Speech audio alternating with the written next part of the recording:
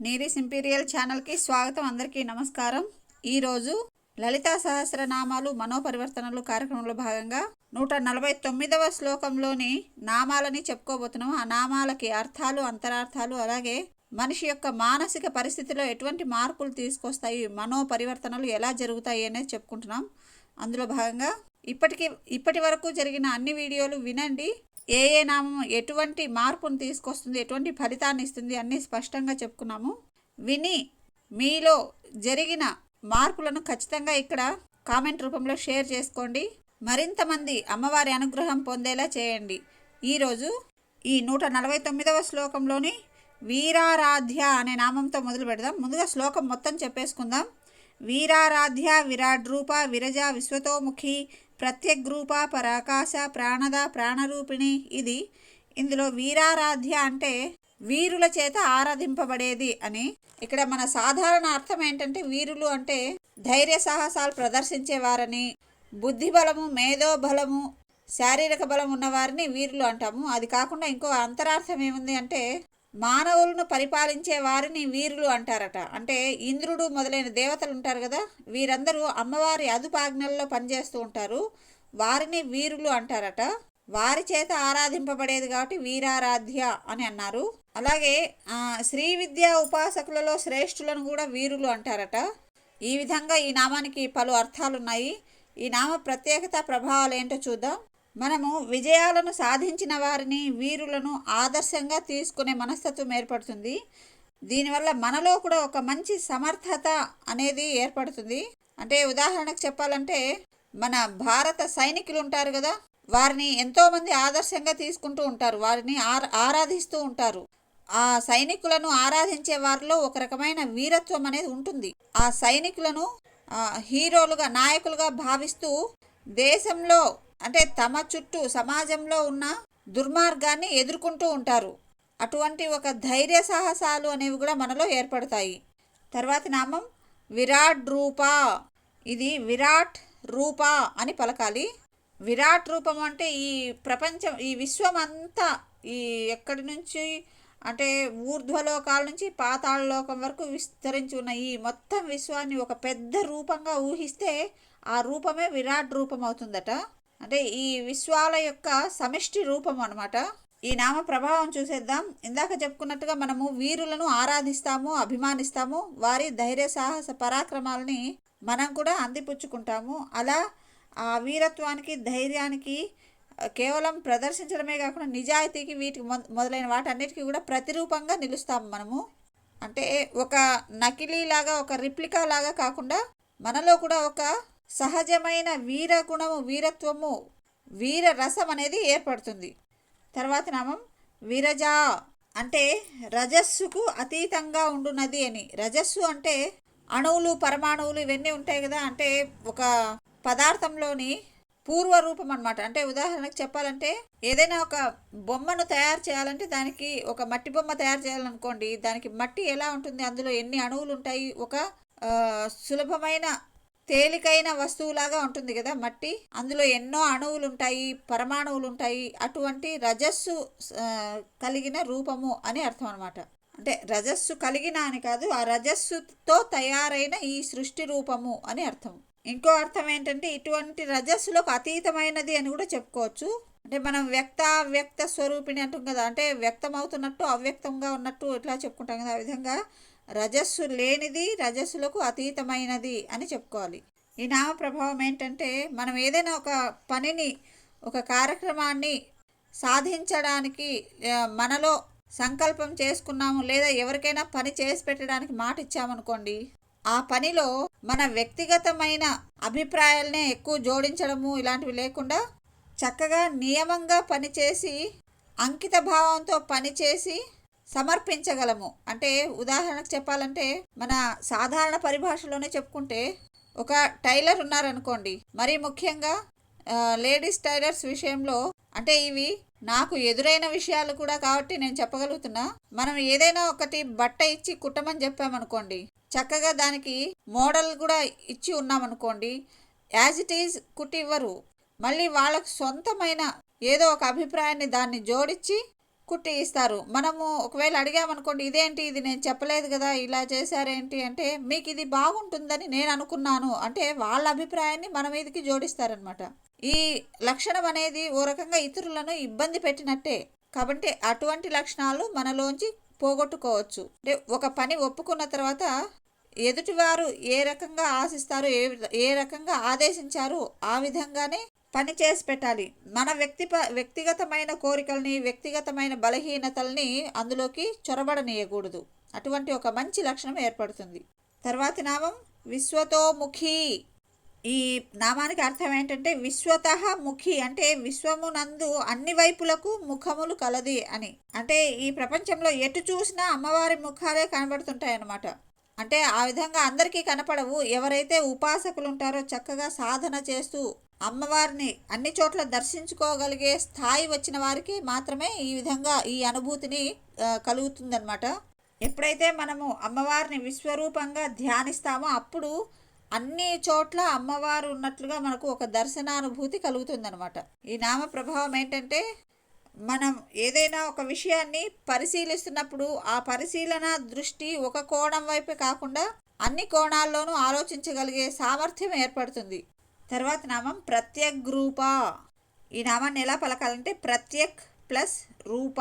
అంటే ప్రత్యక్ అంటే అంతర్ముఖంగా తెలుసుకునేది, రూప అంటే రూపము కలది అని. మనం అంతర్ముఖ సమారాధ్య, బహిర్ముఖ సుదుర్లభ అనే నామాలు చెప్పుకునేటప్పుడు చెప్పుకున్నాము. అంతర్ముఖంగా తెలుసుకోవడం అంటే ఏంటి అని.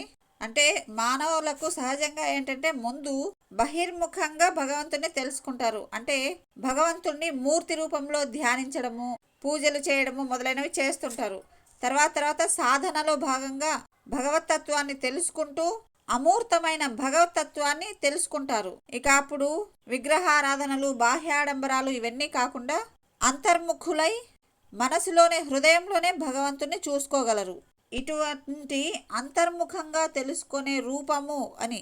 అంటే అమ్మవారనే కాదు, భగవంతుని రూపము అనేది బాహ్యంగా చూడగలిగేది కాదు, అంతర్ముఖంగా మనసుతో చూడగలిగే స్వరూపము అనేది ఇక్కడ అర్థం అన్నమాట. ఈ నామ ప్రభావం చూద్దాం. జీవితంలో మనము ముందుకు వెళ్తున్న కొద్దీ గతంలో మన వెంట వచ్చిన వాటికి విలువనిస్తాము.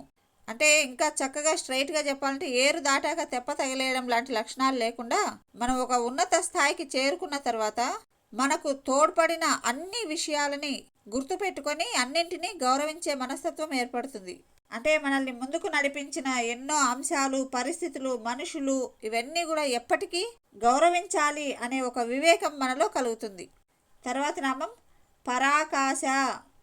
పర అంటే పరమైన, ఆకాశ అంటే ఆకాశముగా ఉన్నది. నిజానికి చెప్పాలంటే ఆకాశము అంటే ఏమి ఉండదు.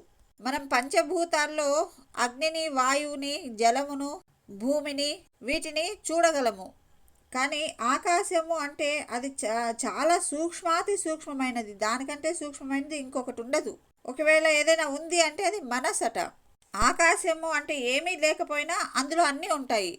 ఆ విధంగా పరిమితము, అపరిమితము ఏ విధంగా అయినా చెప్పొచ్చు ఆకాశాన్ని. ఇటువంటి ఆకాశ రూపము అని అమ్మవారికి ఈ నామాన్ని చెప్పారనమాట. ఈ నామ ప్రభావం ఏంటంటే మన జీవితంలో మనం ఉన్నతులు కావడానికి ఎన్నో రకమైన అవకాశాలు ఎదురవుతూ ఉంటాయి. వాటిలో కొన్ని మనం ఉపయోగించుకుంటూ ఒక్కొక్క మెట్టే అభివృద్ధి చెందుతూ ఉంటాము. కొన్నిటిని ఆధారంగా చేసుకొని వదిలేయాల్సి వస్తుంది. ఇటువంటి సందర్భంలో మనకు లభించిన దాని గురించి సంతోషపడము, దక్కని దాని గురించి బాధపడము లాంటివి లేకుండా మనకు లభించిన దాని కోసమే మనం వదిలేసుకున్నవి మనకు సహాయపడ్డాయి అని ఒక భావనను ఏర్పాటు చేసుకుంటాము. అంతే కదా. ప్రతిదీ మనము ప్రపంచంలో ఉన్న అన్నింటినీ స్వాగతించలేము. కొన్నిటిని స్వాగతించాలి, కొన్నిటిని వదిలేయాలి. అన్నింటినీ మనము ఉపయోగించుకోకపోతున్నామే అని బాధపడకూడదు. ఎందుకంటే ఈ కాల ప్రవాహంలో మనకు చేరవలసిన వాటిని చేర్చడం కోసం ఉపయోగపడేవి కొన్ని ఉంటాయి. అవి చేర్చడానికి ఉపయోగపడతాయి తప్పితే మన దాకా చేరవవి. కాబట్టి ఇటువంటి ఒక పరమార్థాన్ని తెలుసుకోగలిగే ఒక మానసిక స్థితి మనలో ఏర్పడుతుంది. తర్వాతి నామం ప్రాణద. అంటే ప్రాణములను ఇచ్చునది అని. అన్నద, వసుధ, వృద్ధ, బ్రహ్మాత్మైక్య స్వరూపిణి. ఈ నామాలు చెప్పేటప్పుడు చెప్పుకున్నాం మనము. అమ్మవారు అన్నద అంటే ఈ జీవులకు ఒక శరీరాన్ని ఇచ్చున్నది అని చెప్పుకున్నాం. అలాగే వసుధ అన్నాము, అంటే ఆ శరీరాన్ని ఇవ్వడం మాత్రమే కాకుండా దాన్ని పోషించడానికి కావలసినవి ఇచ్చేది అని చెప్పుకున్నాం. అదేవిధంగా మరి శరీరాన్ని ఇచ్చి పోషించడానికి కావాల్సినవి ఇవ్వడం మాత్రమే కాకుండా ప్రాణమును ఇవ్వాలి కదా. ప్రాణం ఉన్నప్పుడే అది జీవి అవుతుంది కదా. కాబట్టి అటువంటి ప్రాణాన్ని ఇచ్చున్నది అని ఈ నామానికి అర్థము. దేహము, ప్రాణము, వాటికి కావలసిన పోషణను అన్నింటినీ ఇచ్చినది అమ్మవారు అనేది ఈ నామంలోని అంతరార్థం. ఈ నామ ప్రభావం ఏంటంటే మనలో ఒక సంస్కారవంతమైన గుణాలే మనకు ప్రాణముగా తయారు చేసుకుంటాం. అంటే మన జీవితం అంతా సంస్కారమయం అవుతుంది. ఎప్పుడైతే మనం సంస్కారాన్ని కోల్పోతామో ఇక జీవితాన్ని కోల్పోయినంతగా మన ప్రవర్తనను తయారు చేసుకుంటాము. సంస్కార గుణాలే మనకు ప్రాణమై ఉంటాయన్నమాట. ఇటువంటి సంస్కారం కలిగి ఉన్నప్పుడు ఈ శరీరము ఉన్నప్పుడే కాదు, ఒకవేళ భౌతికంగా వెళ్ళిపోయినా కూడా ఎంతోమందికి ఈ గుణాలు స్ఫూర్తిని, చైతన్యాన్ని ఇస్తాయన్నమాట. తర్వాతి నామం ప్రాణరూపిణి, అంటే ప్రాణముల యొక్క రూపిణి, రూపముగా కలది అని అన్నమాట. అంటే కేవలం శరీరాన్ని ఇవ్వడమే కాకుండా ప్రాణమును ఇచ్చినది అని చెప్పుకున్నాం కదా, ఆ ప్రాణమే రూపముగా కలది అని ఈ నామాలకు అర్థము. నిజానికి మనిషిలో లేదా జీవులలో ప్రాణాలు, మనం ప్రాణము అంటాం కానీ ప్రాణాలు 5 రకాలు ఉంటాయట. పంచ ప్రాణాలు అంటుంటాం కదా మనము. వాటినే అపానము, వ్యానము, ఉదానము, సమానము, ఇంకోటి ఏదో ఉంది. ఇవన్నీ ఈ విధంగా 5 ప్రాణాలు ఉంటాయట. ఇంకొకటి సాధారణ ప్రాణం అనమాట. శరీరం నుంచి ప్రాణం వెళ్ళిపోయినా ఇంకా అపాన, వ్యాన, ఉదాన, సమానాలు ఇంకా శరీరాన్ని కొద్దిసేపు అంటిపెట్టుకొని ఉంటాయట. అందుకే మన వాళ్ళు ఎవరైనా చనిపోయిన తర్వాత వారి గురించి ఇంకా మాట్లాడుకుంటూ ఉంటారనమాట రకరకాలుగా. అవన్నీ ఈ చనిపోయిన ఈ శరీరము ఇంకా గ్రహిస్తూ ఉంటుందట. సరదాగా అంటుంటారు కదా, చనిపోతూనే వెంటనే వెళ్ళిపోతురా, ఆత్మ తిరుగుతూ ఉంటుంది అక్కడే అంటుంటారు కదా. ఆత్మ అంటే అది నిజానికి ఆత్మ కాదు. ఈ పంచప్రాణాల్లో ఇంకా 4 ప్రాణాలు ఆ శరీరాన్ని, దేహాన్ని అంటిపెట్టుకొని ఉంటాయి కదా, అవి గ్రహిస్తూ ఉంటాయి అని మన వాళ్ళు చెప్పే ఉద్దేశం అనమాట. అలాగే పునర్జన్మలకు కూడా ఇవి కారణాలట. ఈ శరీరాన్ని, ప్రాణం మాత్రమే వదిలిపోయి ఉంటుంది కానీ తర్వాత మళ్ళీ శరీరాన్ని ధరించడానికి మిగిలిన ప్రాణాలు కొంత కారణమవుతాయి అని. అంటే ఇంకా పూర్తిగా వీటి గురించిన శాస్త్రపరమైన వివరాలు తెలిసిన వాళ్ళకి ఇంకా దీని గురించి తెలిసి ఉంటుంది. సరే, ఇప్పుడు మనం క్లుప్తంగా చెప్పేసుకుందాం. అంటే ప్రతి జీవిలోని ప్రాణరూపంగా ఉంటున్నది అనేది ఈ నామానికి అర్థము. ఇక మనము ఈ నామం యొక్క ప్రభావం ఏంటనేది చూసేద్దాం. ఇందాక నామంలో చెప్పుకున్నట్టు మన గుణాలు మనకు ప్రాణాలు అని అనుకుంటాం కదా. అంటే మన సంస్కారమే మనకి ప్రాణంగా ఉంటుంది అని, సంస్కారాన్ని కోల్పోము అన్నట్టుగా చెప్పాం కదా. అలాగే ఇక్కడ మన ప్రవర్తన, మన ఆలోచనలు కూడా మన ప్రాణరూపంగా ఉంటాయన్నమాట. సత్క్రియలు, సదాలోచనలు, సత్ప్రవర్తన ఇవన్నీ మనకి ప్రాణంగా ఉంటాయన్నమాట. అప్పుడు ఏమవుతుందంటే మన నిజమైన పేరు కంటే మన సత్ప్రవర్తనకి మంచి పేరు అనేది లభిస్తుంది. దానితోనే మనము గుర్తింపబడతాము. ఇది 149వ శ్లోకము. తర్వాత 150వ శ్లోకము. మార్తాండ భైరవారాధ్య మంత్రిని న్యస్తరాజ్యదూహు త్రిపురేసి జేత్సేనా నిస్త్రైగుణ్యాపరాపరా అనేది. ఇందులో ముందుగా మార్తాండ భైరవారాధ్య అనేది చూద్దాం. మార్తాండ భైరవుని చేత ఆరాధింపబడునది అనేది ఈ నామానికి అర్థము. అలాగే ఇక్కడ మనము భైరవి అనే నామాన్ని కూడా చెప్పుకున్నాము ఒకసారి. మనము 12 సంవత్సరాల వయసున్న అమ్మాయిని భైరవి అంటారు అని. అటువంటి భైరవుల చేత పూజింపబడేది లేదా ఆరాధింపబడేది అనేది ఉంది. ఈ భైరవుల సమిష్టి రూపమే మహాభైరవుడు, కాలభైరవుడు అట. అంటే భైరవులు 8 మంది ఉంటారట. ఆ 8 మంది యొక్క సమిష్టి రూపమే మహాభైరవుడు లేదా కాళభైరవుడు. వాళ్ళు ఎవరు అనేది నెక్స్ట్ ఎప్పుడైనా సందర్భం వచ్చినప్పుడు ఆ 8 మందిని గురించి చెప్పుకుందాము. ఆ 8 మందిలో ఒకడు మార్తాండ భైరవుడు అనమాట. ఈ నామ ప్రభావం ఏంటంటే మనలో నెలకొని ఉన్న సంస్కారాలు, మన మంచి ప్రవర్తన, అలాగే అకుంఠిత దీక్ష, మంచి వాక్కు, మనోస్థిరత్వము ఇవన్నీ కూడా ఇతరుల చేత ఆరాధింపబడతాయి. అవి సూర్యుడికి కిరణాలు ఎలా ప్రసరించి లోకాలకు వెలుగునిస్తాయో ఆ విధంగా మనలో ఇవి సూర్యకిరణాల వలె ఇతరులకు ఆదర్శం అవుతాయి. ఇతరుల జీవితాలకు కూడా వెలుగులను ఇవ్వగలుగుతాయి. తర్వాతి నామం మంత్రిని న్యస్తరాజ్యదూహు. మంత్రిని అంటే శ్యామలాదేవి అనమాట. అమ్మవారికి మంత్రిని, దండిని అని ఇద్దరు శక్తి దేవతలు పక్కనే ఉంటారు కదా, వారిలో ఒకరు మంత్రిని అంటే శ్యామలాదేవి, దండిని అంటే వారాహిదేవి అనమాట. అటువంటి మంత్రిని అయిన శ్యామలాదేవి యందు న్యస్త అంటే ఉంచబడిన రాజ్యదూహ్ అంటే రాజ్యభారము కలది అని. నిజానికి అమ్మవారికి 16 మంది మంత్రినులు ఉంటారట. అందులో ముఖ్యమైనది, ఆ మంత్రి మండలికి ప్రముఖమైనది కూడా శ్యామలాదేవట. ఈ విశ్వ సామ్రాజ్య పరిపాలనా బాధ్యతని లలితా త్రిపుర సుందరి ఈ శ్యామలాదేవి మీద పెట్టిందట. ఈ నామ ప్రభావం చూద్దాం. మనలోని జ్ఞానంతో, మనలోని సద్బుద్ధితో ఒక నిర్భయత్వము అనేది మనలో ఏర్పడుతుంది. ప్రపంచంలో ఎక్కడైనా ఉత్సాహంగా ధైర్యంగా ప్రవర్తించగలిగే ఒక తత్వం ఏర్పడుతుంది మనలో. అటు భౌతికంగా బాహ్యంగాను అంతరంగికంగాను మనలో ఒక తేజస్సు అనేది ఏర్పడుతుంది. తర్వాతి నామం త్రిపురేసి అంటే 3 పురములకు అధినాధురాలు అని. ఇక్కడ 3 పురములు అంటే ఏంటివంటే స్థూల దేహము, సూక్ష్మదేహము, కారణదేహము అనే ఈ మూడింటిని త్రిపురాలు అంటారట. ఈ 3 పురములలో కూడా అందంగా తిరుగుతూ ఉంటుంది కాబట్టి అమ్మవారిని త్రిపుర సుందరి అనే పేరు కూడా ఉంది అమ్మవారికి. సుందరి అంటే మరో అంతరార్థం ఉంది, అది మరెప్పుడైనా చెప్పుకుందాం. ఎందుకంటే రామాయణంలో సుందరకాండ అని ఉంది కదా, ఈ సుందరకాండకి ఆ పేరు ఎందుకు వచ్చింది అంటే ఏదో అందంగా ఉంటుంది అనేది పైన అర్థమైతే అంతరార్థం చాలా గంభీరంగా ఉంది. తప్పనిసరిగా మరొకసారి దాని గురించి చెప్పుకుందాం, ఈ సుందరి అనే పదాలకి అర్థాన్ని. ప్రస్తుతం అయితే ఈ నామ ప్రభావం చూసేద్దాం. అంటే త్రిపురేసి అనే పదానికి అర్థము, ప్రభావము చూద్దాం. ఈ నామ ప్రభావంతో మనలో ఉపాసనా శక్తి అనేది పెరుగుతుంది. ఉపాసన అంటే దేని గురించి అయినా ఒక కట్టుబాటుతనము, ఒక శ్రద్ధని, భక్తిని కనబరచడము, దీక్షగా ఉండడం అనమాట. ఉపాసన అంటే కేవలం దైవభక్తికి మాత్రమే తీసుకోకూడదు. మనం ఏదైనా ఒక సంకల్పాన్ని అనుకుంటే ఇక దానికి కట్టుబడి ఉండి సత్ఫలితాలను సాధించడము, అలాగే అటువంటి మంచి దీక్షలను తీసుకోవడము మొదలైనవి మనలో అలవాటుగా మారుతుంది. తర్వాతి నామము జయత్ సేన. ఇది 788వ నామము. జయత్ అంటే జయించుచున్న, సేన అంటే సైన్యము కలది అని. అమ్మవారి సైన్యము ఎప్పుడు జయాలను సమకూర్చి పెట్టేదన్నమాట. అంటే నిత్యము జయము అనేది మాత్రమే అమ్మవారి సైన్యానికి తెలిసినది. దుష్టులను శిక్షించడంలోనూ ధర్మాన్ని నిలబెట్టడంలోనూ అమ్మవారికి ఈ సైన్యము చాలా ఉపకరిస్తుందట. అమ్మవారి సైన్యం అంటే ఏంటో తెలుసు కదా, 64 కోటి యోగి గణం కూడా అమ్మవారి సైన్యమే అనమాట. ఈ నామ ప్రభావం చూద్దాం. మనిషిలో సత్వగుణము అనేది ఎక్కువగా ఉంటుంది. నిజానికి ప్రతి మనిషిలో సత్వ, తమో, రజస్ గుణాలు 3 గుణాలు ఉంటాయి. కానీ ఏదైనా ఒక దాన్ని విజయం సాధించాలి అంటే తమో గుణము కంటే రజోగుణము కంటే సత్వగుణం అనేది ఎక్కువగా కలిగి ఉండాలి. చెడు పనులను చేయకుండా, చెడు గురించి ఆలోచించకుండా మంచి పనుల మీద బుద్ధిని పెట్టడము, మనసుని అటువైపు ప్రసరింపజేయడము, ఈ విధంగా సత్వగుణ ప్రవృత్తితో జీవితంలో ఎప్పుడూ జయము, మాధుర్యము అనేవి మాత్రమే సాధించగలుగుతాము.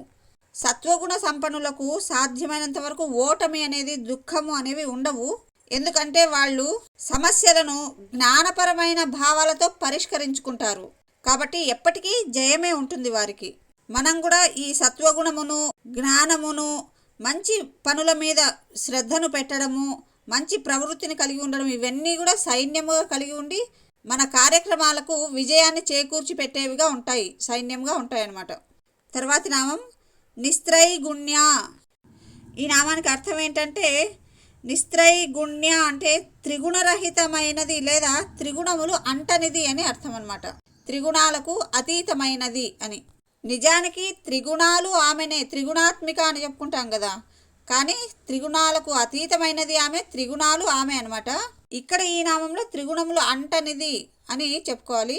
అంటే ఎగ్జాంపుల్ చెప్పాలంటే మనం సముద్రంలో ప్రయాణం చేస్తున్నాం అనుకోండి, సముద్రంలో ప్రయాణం చేస్తున్నాము అంటే ఆ నీటిని మనము ముట్టుకోవాల్సిన పని ఉండదు. ఆ నీటికి మనకి ఏమీ సంబంధం ఉండదు. ప్రయాణం చేస్తుంటాం, సముద్రంలోనే ప్రయాణం చేస్తుంటాం, కానీ ఆ నీళ్ళలోనే ప్రయాణం చేస్తున్నప్పటికీ పడవ అనేది మనకి నీరు అంటకుండా మన ప్రయాణం సాగేలా చూస్తుంది కదా. ఆ విధంగా త్రిగుణాలకు అతీతంగా ఉంటారనమాట. ఈ నామ ప్రభావం ఏంటో చూసేద్దాం. మనలో బలహీనతలు చేరకుండా, బలహీనతలు అంటే నిర్లక్ష్యము, అశ్రద్ధ మొదలైన లక్షణాలు చేరకుండా మనసు నిశ్చలత్వాన్ని పొందుతూ ఎటువంటి పరిస్థితులు ఎదురైనా మనలోని సద్గుణాలను సడలించుకోకుండా జీవితాన్ని ప్రశాంతంగా లక్ష్యాల వైపు నడిపిస్తుంది.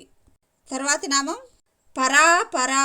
ఇక్కడ పర అపర అని 2 పదాలు పలకాలి. ఇది 790వ నామము. పర అంటే పరబ్రహ్మపరమైనటువంటిది, అపర అంటే ఈ ప్రపంచపరమైనటువంటిది. అంటే పరబ్రహ్మపరమైనటువంటిది అంటే అభౌతికమైనది, అపర అంటే భౌతికమైనది అని చెప్పుకోవాలి. ఇక్కడ పర అపర అంటే ఇంకా కొన్ని అర్థాలు ఇచ్చినారు. పరులు అంటే ఇతరులు, అపరులు అంటే మనవాళ్ళు, మనకు కావలసిన వాళ్ళు అని.